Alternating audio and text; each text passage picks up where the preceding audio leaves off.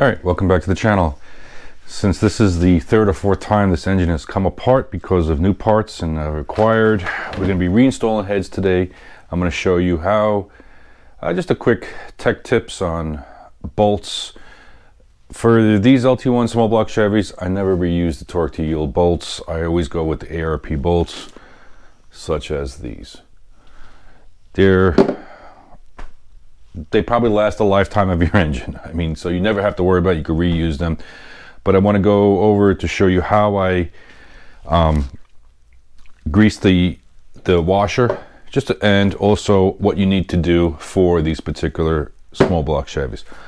Another thing I'm going to go over real quickly is the gaskets, the head gaskets I'm going to be using. Stock one and the tried and true 1074 Fel-Pro gasket. Show you some of the differences. Yeah, let's get into it. First things first, obviously make sure your surface is flat, clean, all that kind of stuff.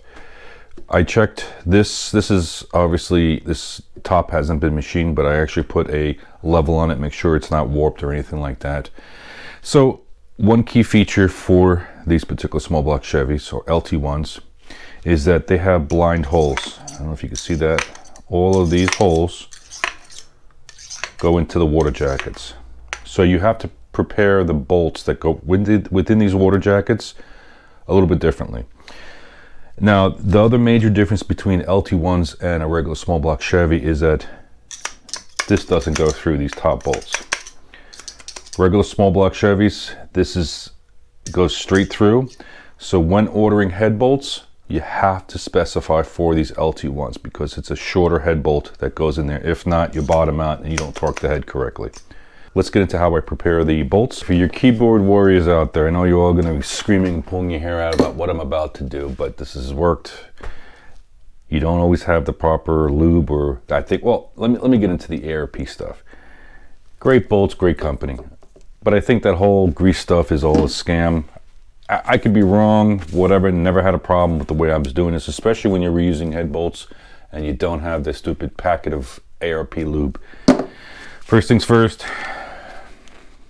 especially for ARP bolts, this is going to be different for regular factory bolts. They come with a washer. There's a little concave thing here, indentation, that goes upside, that goes to the bolt head. Now, there's two things you got to do. Make sure these washers are clean. I've done these, but all we're going to do is using regular grease, moly. It's a very slippery stuff. And a little dab will do you. That's it. Stick your finger in it. And all I'm doing, putting dabs. And I'll explain to you what I'm doing in a minute. Put a little bit of moly, slide it through. Moly does two things. It sticks to the bolt, make sure that it doesn't move. And I wipe the back side of the bolt. I'm sorry, the back side of the washer. Because basically what you want to do is that you don't want this washer turning around while you're torquing the head down for these particular bolts that go into the thing. So you want this basically to act like a bearing and slide just like that. You see how the washer is going to stay still? So that's why you wipe the bottom of the washer. Some people use sandpaper, blah, blah, blah, but for the aluminum heads and stuff like that, you really don't need it. And basically, you want the top of the washer that contacts the head of the bolt on there so it slides very nicely. Let's get into the next step. Permatex thread sealer, or whatever thread sealer that you want to use. Local automotive store, you can get it. It's a white gooey stuff, gets over everything. So basically, as we explained, most of these bolts go through a water jacket. So I've actually forgot to put this stuff on before, never had a problem, but for the YouTube eyes out there, so what we're going to do is we're going to take some of this thread sealer, very lightly. That's it. Very simply, go like that, put it into the thread, and do that a gazillion more times.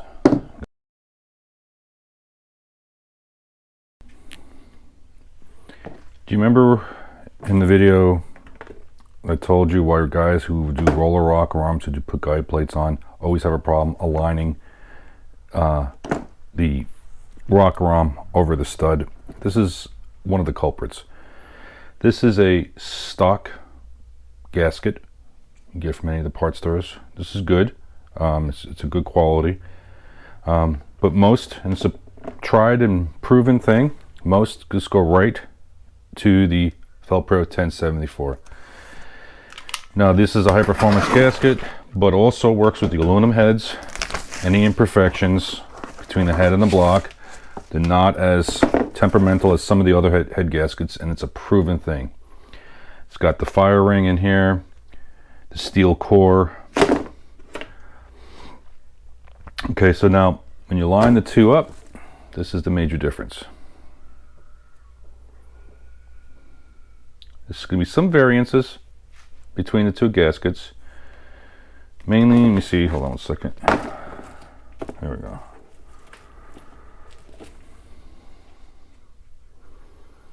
And don't be alarmed by it. Okay, let's line this up. So you're going to see a little bit of variation of this with oil returners. And also, the biggest thing is, and of course, up means up. That means this goes to the block, that goes to the head. Is that if you notice, it's missing that entire area here where the push rods go through. And this allows you, without having to mess around or open up the holes or anything like that, this allows you to move those rocker arms back and forth on the head. And we'll get into that in a later date, but I just wanted to, before I button this motor back up, to show you the difference between the 1074 gaskets. And they're all about the same thickness. You can get thicker gaskets if you want to decrease the compression ratio, or thinner gaskets too, but this is just a standard high performance gasket that's been used forever. Again, part number 1074. It's about, I don't know, like 95 bucks. Well worth it.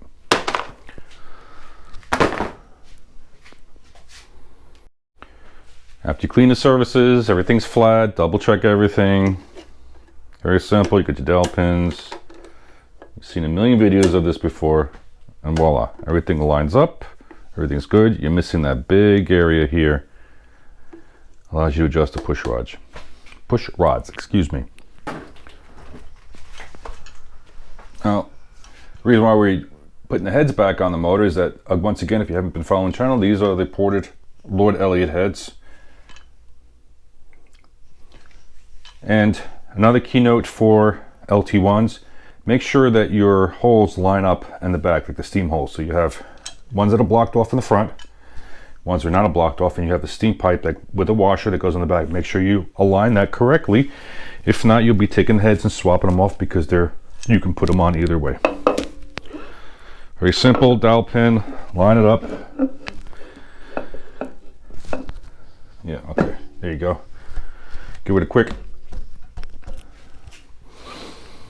Now what we're going to do is that we already pre-lubed the bolts, everything. Now what are we doing? I'm just going to screw one end real quick just so the head doesn't slide off. I can't slide off. And the reason why we have this white goop is because these are holes that go into the coolant jacket. So you want to make sure there's no seepage, leakage, so on and so forth.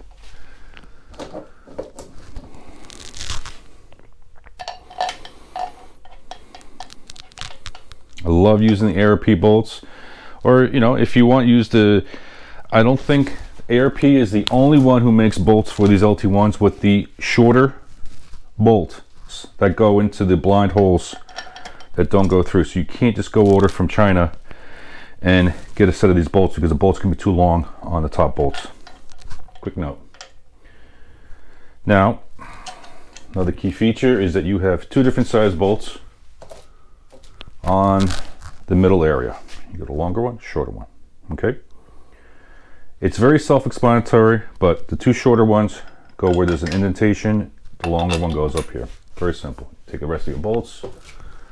Shorter one goes on the outer edges.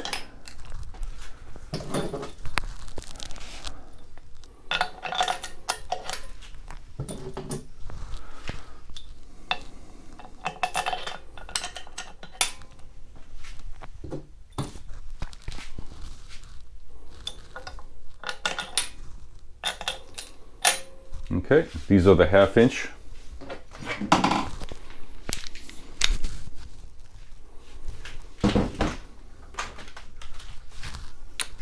Just gonna zip them down real quick.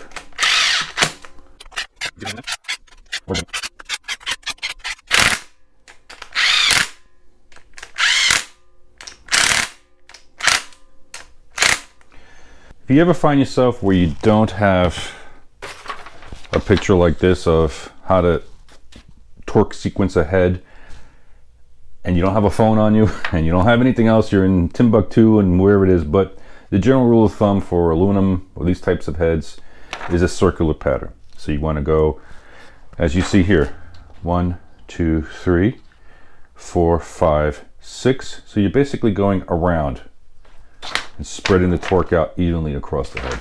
Side note, I've already cleaned the threads that are in the block, so that's a good thing to do, is chase the threads within the block anytime you're doing a head job.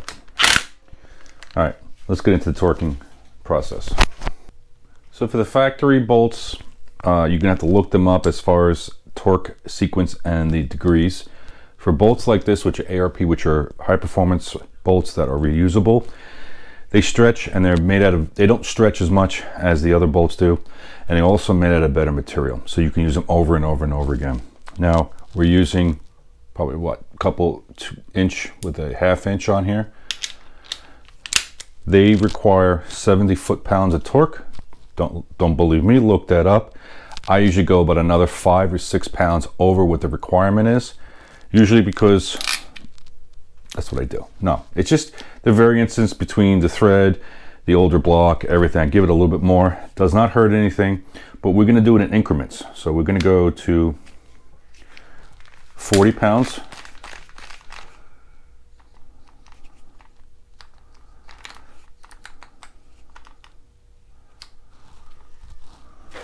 We're gonna follow this. I already know the sequence, but we're just gonna follow this. 1, 2,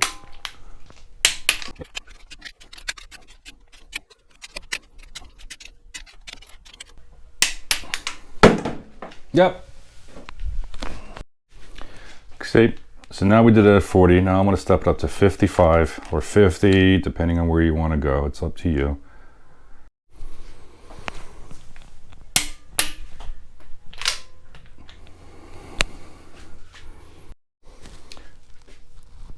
Final setting for these particular setup, these particular bolts, this particular head gasket. Check with your manufacturer, check with your parts supplier about torque settings on this. But this is what I do. Take this as a grain of salt or as a reference point. Keynote, whenever you're using a torque wrench, it should be basic 101 knowledge. Hold it. Try to hold it as a linear effect. Don't yank on it, because you just want to hold it. Make sure you get a good pivot point. I usually do this as a rule of thumb for people, new people. Feel it. There you go. Very simple.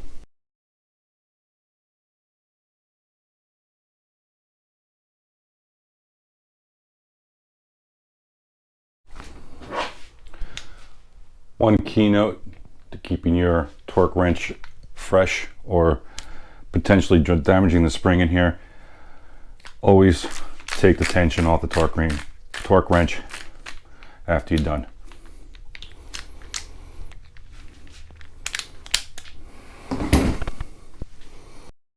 Okay, upcoming next, so we're going to go back into the valve train, reset up. Some of you have asked it a little bit more detailed explanation of how I put together these motors. The one key feature is everybody talks about is the lifter. Should you pump it up or not? We'll get into that in later videos and what my opinion is on that and what I do. So stay tuned, subscribe, talk to you later.